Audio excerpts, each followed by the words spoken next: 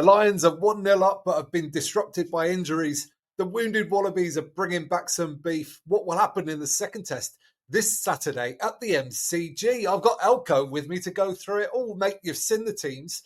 How are you feeling ahead of what could be a ACT. pivotal second test?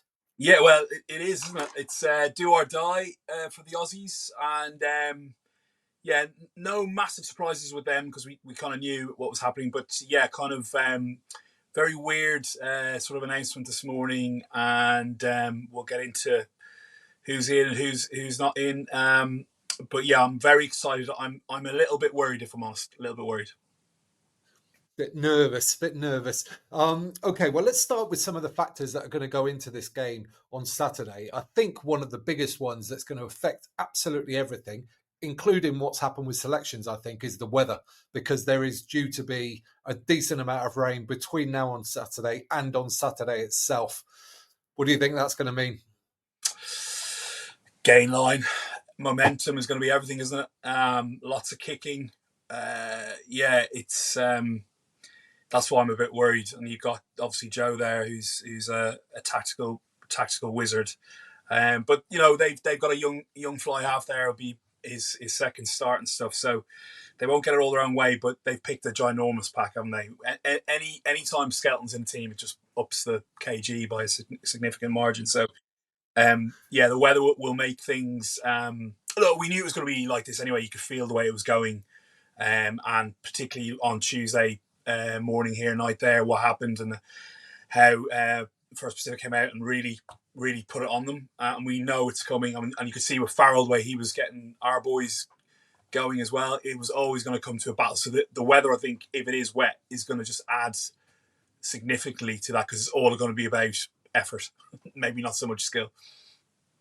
Yeah, absolutely. And in a game like that, you want it to be in one of your sporting meccas, don't you? And that is exactly what the Melbourne Cricket Ground is to Australia, Australian sport as a whole. So, I mean, that's going to be another huge factor as well, probably in this game. Huge, yeah, huge. We'll obviously put some pressure on Australia in some ways, but that team's got nothing to lose, so they're extremely dangerous. And it's interesting. You know, it's been picked up quite a lot that a lot of the young lads in the British and Irish Lions don't have a clue about any of the history there sort of thing. So I think actually Jamie George coming in late probably giving them, because I know he's a massive cricket fan, he probably would have been giving them some tutorials on that. So I think they get it. I think they understand how big it is. I think that if they don't get it, I'm pretty sure they're going to get it when they hear and feel the noise and the atmosphere within there, because it's going to be absolutely banging. Yeah, absolutely. I mean, Mario Toji spoke in the press conference, today's one, I think it was, when he said that even if it's close to being sold out, then it will still be by far the biggest stadium that he's ever played in front of, the crowd that he's played in front of. So that's huge. It's still a very big thing, I'm sure, for all these players. Now, in terms of this week's preparation for the Lions. Sorry, mate. I was going to say he's used to mega atmospheres at the StoneX, isn't he? Had to sneak that one in there.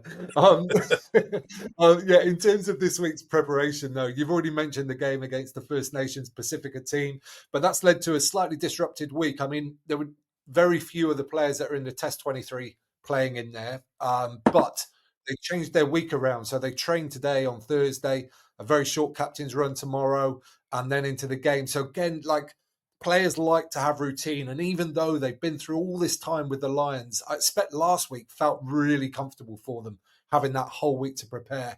How much do you think this disrupted week for them is going to affect them on Saturday? I think what happened on Tuesday probably has disrupted them more, just with what happened and certain players having to come in earlier than I think they would have wanted, and it's probably had a huge effect on selection, I think.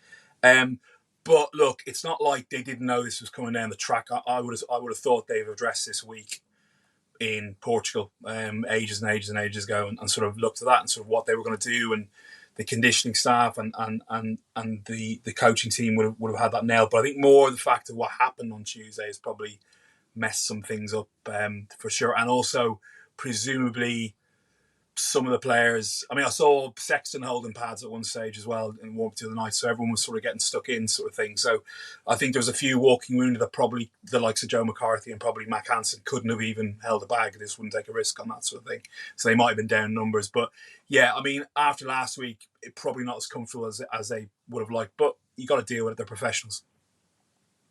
Yeah, absolutely. And you mentioned a few names there, and there's a number of people not available for selection.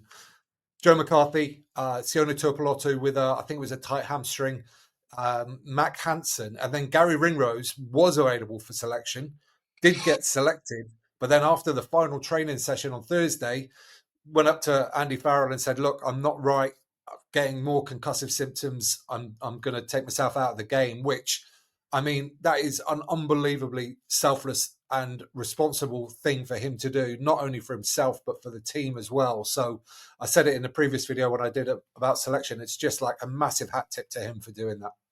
Oh, it's unbelievable. I'm presuming there was some proper symptoms there. I think if he thought he was, I presume he probably had some dizzy spells. He got hit a few times, and this is what I mean on Tuesday night. It just was an absolute disaster. Him having to come on and play that long, and he got hit a few times towards the end. You can't mess around with that. And as soon as he opened his mouth, that's it. You're going to be shepherded up. What's incredible is the fact.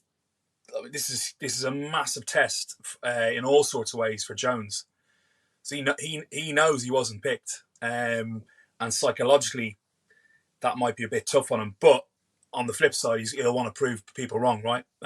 So I'm going to be watching him really, really closely on Saturday. It's a weird one, isn't it? But listen, we've all been there where things happen, and even like in warm ups, people go down. You just have to react, and probably it's not going to affect the game plan too much, right? But it's an interesting one psychologically.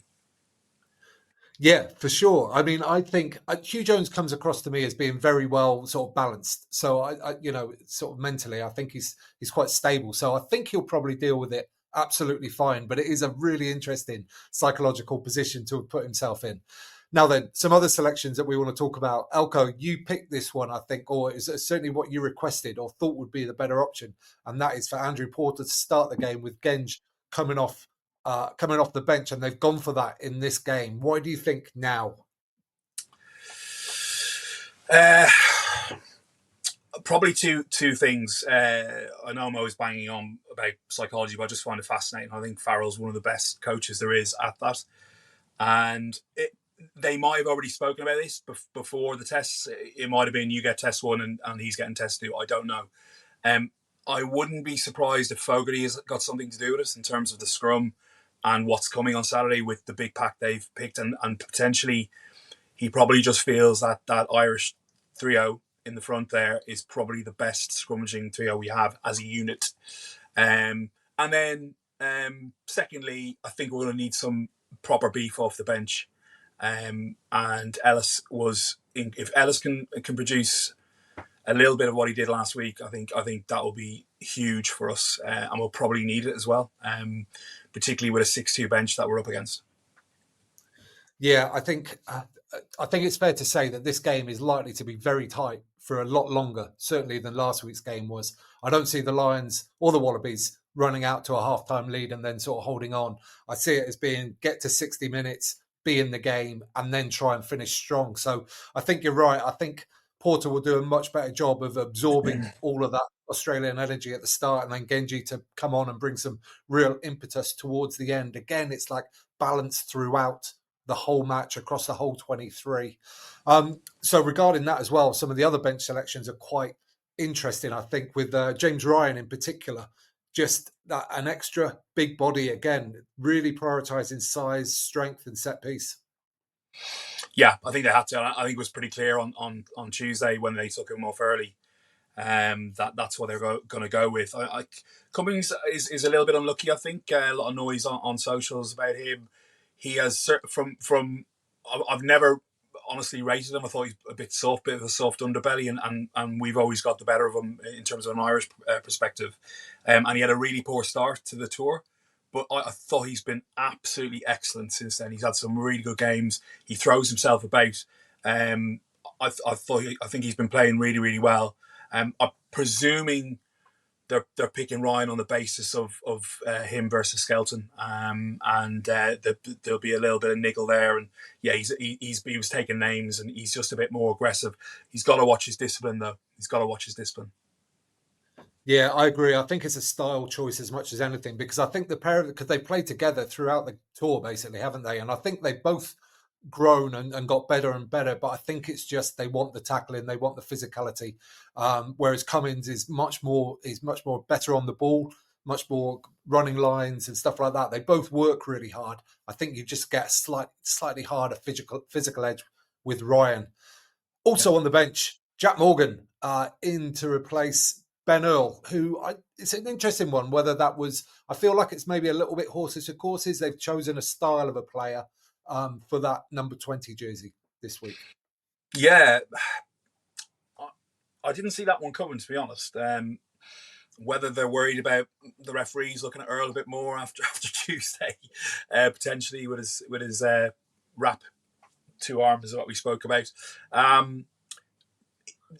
They as you just said a second ago, they may feel it's going to be very close, and they'll want a jackler on there as it gets messy, as it gets loose, in terms of people getting tired, scoreboard being close, and he may well be coming up with some big penalties that someone who's also a big game player might be on the pitch to take a winning penalty, maybe.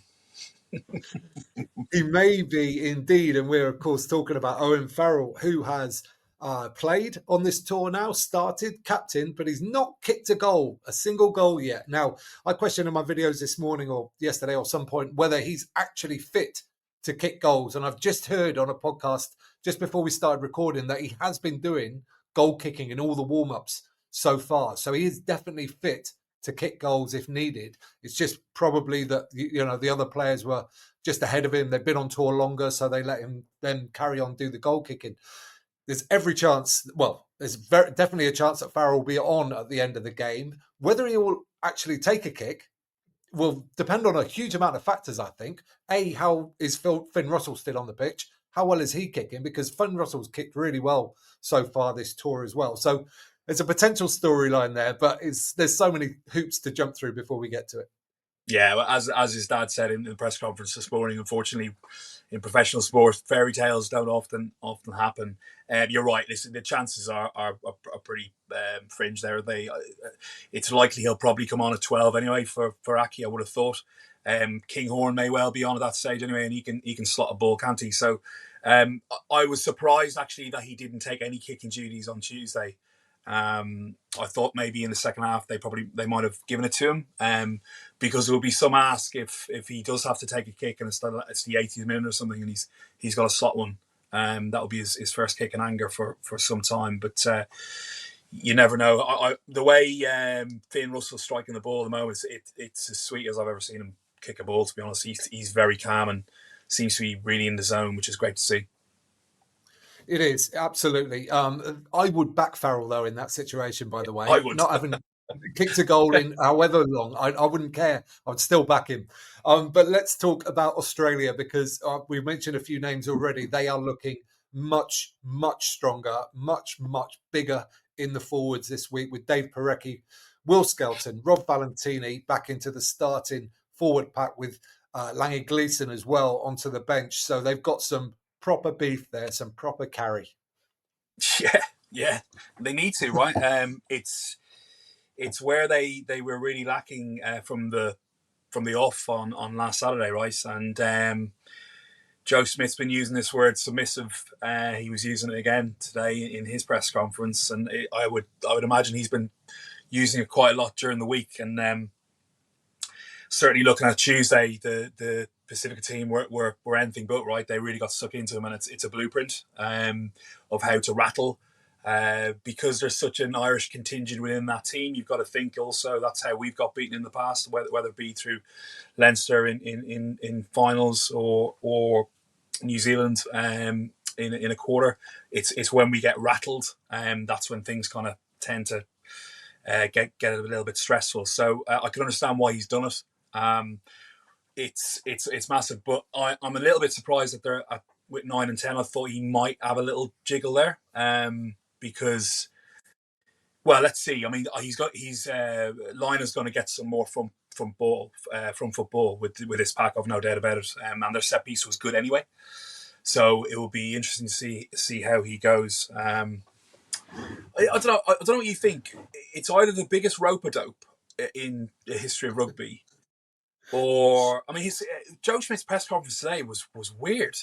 He was talking about building a team and really going into the fact they haven't had any warm up games and it's only their second test and this and that. And I'm like, well, you knew that, but also I don't think he's a Kiwi. He's not like that. He'll want to come out and win. So we'll know.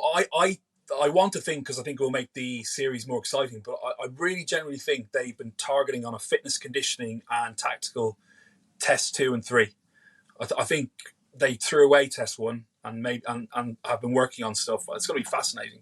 Or they're not very good and we're going to absolutely hose them. So I'm hoping it's the latter. Yeah, absolutely. I think you're right, by the way. Joe Schmidt was very low key in his press conference this morning. Just, he mentioned like the lack of experience or the experience gap between the two sides, like many times, and just playing everything down. So it's very interesting that all the psychological games that are going along. But I've no doubt this Australian team will show up on Saturday, because they didn't really last week. I think it's fair to say. Oh yeah, there's and also where it is and everything else. They know that if they don't, there's going to be ramifications within the sport. The press will jump on them.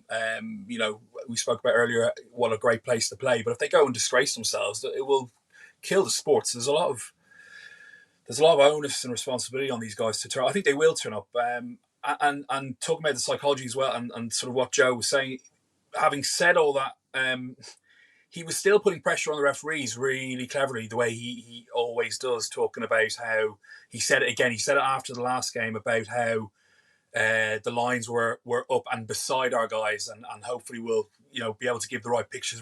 Really clever. And then talking about the Italian ref saying, we know him and we had him when we played Ireland when Australia played Ireland, and just it was really and just being really clever, subliminally dropping things in the whole time about scrummage and how well that went, sort of thing. So he's clever. He's almost too nice, but he's always been like that. He's always been like that. Yeah, it was a fascinating press conference, I've got to say, and the other one was as well, actually, because I thought Farrell was a little bit. He wasn't flustered, but he wasn't his totally assured self, which he normally is. I think he was, CT. I think the whole Ringrose thing, because literally he said, so as you said, it's a different week, right? So he's literally been told by Ringrose at the end of the final training session, I'm out. And then he has to go in and walk that tripwire of, Jones wasn't selected, now he's got to play. And it's like, I think to me, he wasn't as normal, as you said, his assured kind of everything, cool and calm. He just, I don't know if it's getting to him a little bit. Yeah, it just looked like there was a lot going on. There was a lot going on, and he couldn't sort of keep a calm exterior. Like he wasn't all over the place by any means, but he wasn't like what we're used to seeing, I don't think. Okay, let's get into how we think this game is actually going to play out. We've mentioned a lot of it already. The first thing you said when I said about the weather was gain line, and I think that is going to be so key for so much of this game, really. Those big Australian carriers are going to come. Can the Lions whack them back in the early stages like they did last week? Looking at Tom Curry, looking at Ty Byrne. No Joe McCarthy this week, who did a lot of that last week as well. So we need other players to step up and hit their big ball carriers as soon as possible. How do you see it going? Yeah, it's an interesting one. It doesn't matter what went right last week, as we know. It's a fresh game. And we don't have those big ball carriers, so we're going to be missing that. So I think it's going to be much more of a battle in the first 50, 60. I think it's going to be a possession game, aerial battle, set piece, and the war of the gain line. And you know, the Aussies better not get a back injury. That's all I'll say. I know they're saying they probably have someone that can play 12 maybe within the pack. But then what we really need is, and the way we're going to win this is the bench, and that didn't happen last week. So we've got to be lucky with our own injuries, and then when these guys come on, the likes of Genge, who hopefully will be a little bit frustrated and want to prove, go out and start to run and really go at these guys. I'm excited with Farrell there. I am. I've been saying it the whole time. He's looking really good in terms of picking defenses off. So hopefully at that stage as well, there'll be some tired bodies and he'll be on to really play. We'll have plenty of distributors on the pitch with Russell, Farrell and Kinghorn there, and some exceptional finishers. So I think it will be tight to 60, and then I expect the Lions bench to come on, and I expect us to nip, but I think it's going to be close though. I think it's going to be probably a one-score game. Yeah, I think it's going to be proper close as well. Just in terms of the set piece, I could see actually the Australians' scrum being even stronger this week with those massive bodies being added to it. And conversely, though, their lineup will probably be weaker. So I think the Lions will probably kick for territory and try and get the ball off the pitch quite a lot and go after their lineout again, because they got some joy from it last week on Australian throws. And I mean, the Lions lineout is stronger and the Wallabies lineout is weaker again. So I think the Lions will probably try and kick the ball off the pitch quite a lot on Saturday. Yeah, I think Parecki, he's back in. I think he was under a lot of pressure with the Fijians. So yeah, I think they'll go. I think you're right. I think they'll go after. We've got plenty of threat there with Itoje there certainly to go, and Chesham is a fine line out proponent. So yeah, I think you're right. Go after them there. But it's going to be. I'm going to watch. I didn't realise that the referee is the same one that Ireland had against Australia in the autumn. So I'd really like to have a look at that at the scrums and how he refereed that and stuff. That might be a reason why Porter's in as well. He may not be one of the ones that sort of go after him. But set piece is going to be massive, isn't it? It's going to be. I can only imagine Farrell has been probably, and Fogarty's been saying to them, they've been saying that one of the only things that went well for Australia was the set piece. I'm sure he's all week just going, yeah, set piece, they're better than us. So I expect that to be massive battle, huge, which we love. Absolutely. Yeah. And the other thing I want to pick up on as well is another downside from the Lions' performance last week was their discipline. They gave away a load of penalties, even though they dominated the vast majority of that game. Even in the first half, I think they were down on the penalty count. I sense there could be a lot of kicking for posts here for points in this game, more so than we see typically. So I think the Lions have really got to nail down their own discipline. Otherwise, I could see Australia kicking 3-6-9 and just chipping away at the scoreboard and staying in touch. Yeah, and even in the wider sense of the game, just to not... I think it's going to be really important to not give these guys any Sarries moments, any little wins, any bit where Skelton can come in and grab someone and hold them on the ground, and all this stuff. I think that in that sense, I think they need to be really, really disciplined and try not to give these guys anything, because if they get a sniff, they're going to be all over us. They will. You saw that when they got that try out of nothing, Jorgensen on the wing, and then after that, it just they had a bit of momentum, and in the second half, we went off the ball, which we know we can't afford to do. So you're right. I think discipline in all sorts of ways in terms of penalty count, but also, not messing up, not missing, giving their 7 any opportunity, which we've been quite poor at in the last game and a half. We went off the ball in terms of our structure and discipline and accuracy around rucks and contact area. So it's going to be massive, huge. Yeah, absolutely. Okay, mate. Prediction times. You've already said a 1-score game. Let's have a score out of you. What do you think? 22-17. 22-17. Okay. I was nearly to score last week. I think it's going to be not too dissimilar, actually. I'm going to go a little bit more for the Lions. 24-15. I'm going to go just more than a 1-score game, but it's going to be tight all the way to the end, I think. The Lions will just get a score to make it comfortable in the final few minutes, is my thoughts. Just something else that Andy Farrell said as well during the press conference today. They're looking to make history here. No Lions team has ever won back-to-back series in the same country. So obviously the Lions won in 2013. If they won this series, that would be the first time in the Lions' history. So it's all these little added little things that sort of motivate and sort of inspire that I love that those are still stories in the game. Yeah, he's so clever, isn't he, at all that stuff? I don't know. He must. I can't imagine it's all him. He must get help and things like that around ideas for. But he even name checked that team and said what an amazing Lions team that was, and you know how brilliantly they done. He's all about sort of the history and understanding that, and you just hope the players are, understand that and sort of thing, and they have their eyes on the ball, because it would be incredible. You look at the stats, and it's just crazy how rare a test win is. It's we just don't win tests, and all this chat about this not being a great Australia team, I don't buy that, because at the end of the day, if it's wet and it's a man test and everything else, it will be a test match. We just got to get after it and win it. Absolutely, and I cannot wait. I think it's going to be a fantastic occasion, and I hope like a really good, strong battle. That's what I think we're going to see.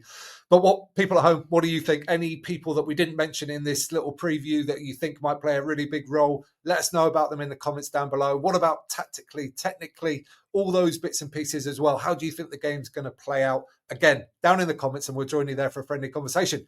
Give this video a thumbs up while you're down there. If you don't mind, it helps other people find it. And it leaves me to say, Elko, thank you again for your time today, and bloody good luck on Saturday.